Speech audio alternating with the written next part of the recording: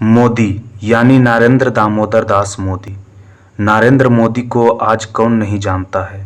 भारत के सबसे लोकप्रिय प्रधानमंत्री नरेंद्र मोदी ही तो हैं, जिन्हें हम देश की राजनीति की वजह से प्यार करें या नफरत, लेकिन उनके काम काज को नज़रअंदाज नहीं किया जा सकता है।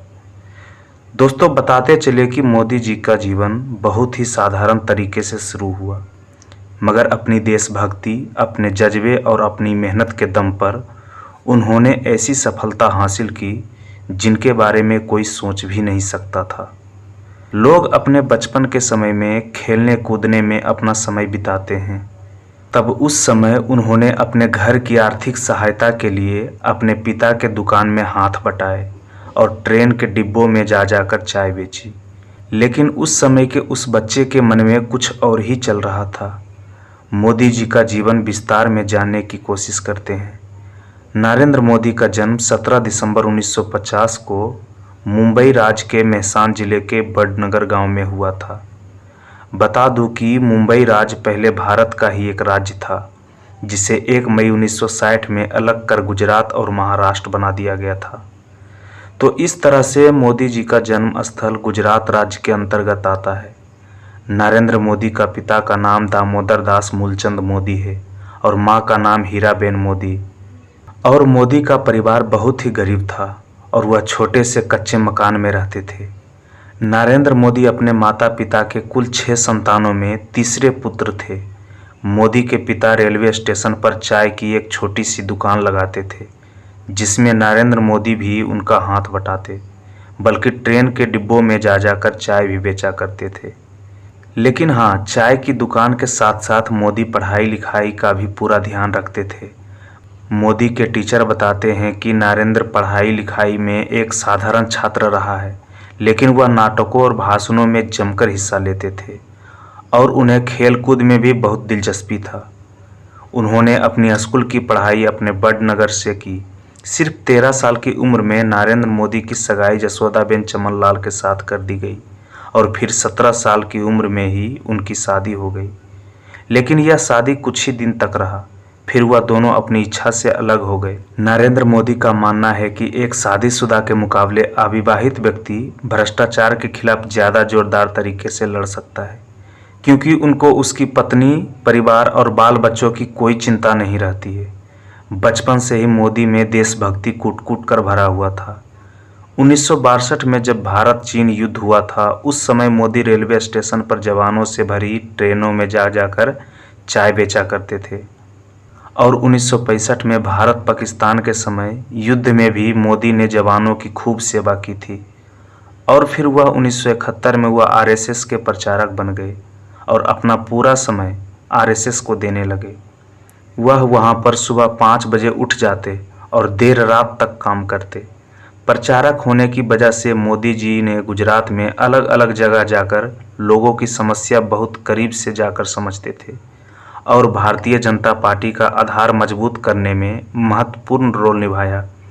1975 के आसपास में राजनीति क्षेत्रों के विवाद की वजह से उस समय की प्रधानमंत्री इंदिरा गांधी ने कई राज्यों में आपातकालीन घोषित कर दिया था। आरएसएस जैसी संस्थाओं पर भी प्रतिबंध लगा दिया गया था। फिर भी मोदी चोरी छुपे देश की सेवा करते रहे और सरकार की गलत नीतियां का जमकर विरोध किया। उसी समय मोदी जी ने एक किताब लिखी थी, संघर्ष माँ गुजरात। इस किताब में उन्होंने गुजरात की राजनीति के बारे में चर्चा किया था। उन्होंने आरएसएस के प्रचारक रहते हुए 1980 में गुजरात यूनिवर्सिटी से राजनीति विज्ञान में पीजी की डिग्री प्राप्त की। आरएसएस में बेहतरीन काम को देखते हुए उन्हें भाजपा में नियुक्त कर दिया गया, जहां उन्होंने 1990 में आडवाणी के अयोध्या रथ यात्रा का भव्य आयोजन किया, जिससे कि भाजपा में सीनियर लीडर काफ़ी प्रभावित हुए। आगे भी उनके अद्भुत कार्यों की बदौलत भाजपा में उनका महत्व बढ़ता गया। आखिरकार मोदी की मेहनत रंग लाई और उनकी पार्टी गुजरात में 1995 के विधानसभा में बहुमत में अपनी सरकार बना ली। लेकिन मोदी से कहासुनी होने के बाद शंकर सिंह बघेला ने पार्टी से रिजाइन दे दिया। उसके बाद केशव भाई पटेल को गुजरात के मुख्यमंत्री बना दिया गया और नरेंद्र मोदी को दिल्ली बुलाकर भाजपा में संगठन के लिए केंद्रीय मंत्री का जिम्मेदारी दे दिया गया। मोदी जी ने यह जिम्मेदारी को बखूबी निभाया और 2001 में केशव भाई पटेल की सेहत बिगड़ने लगी थी और भाजपा चुनाव में कई सीटें भी हार रही थी। उसके बाद भारतीय जनता पार्टी ने अक्टूबर 2001 में केशव भाई पटेल की जगह नरेंद्र मोदी के गुजरात के मुख्यमंत्री पद का कमान सौंप दी। नरेंद्र मोदी ने मुख्यमंत्री का अपना पहला कार्यकाल 7 अक्टूबर 2001 से शुरू किया। इसके बाद नरेंद्र मोदी ने विधानसभा चुनाव लड़ा, जिसमें उन्होंने कांग्रेस पार्टी के अश्विन मेहता को बड़े अंतर से मात दी।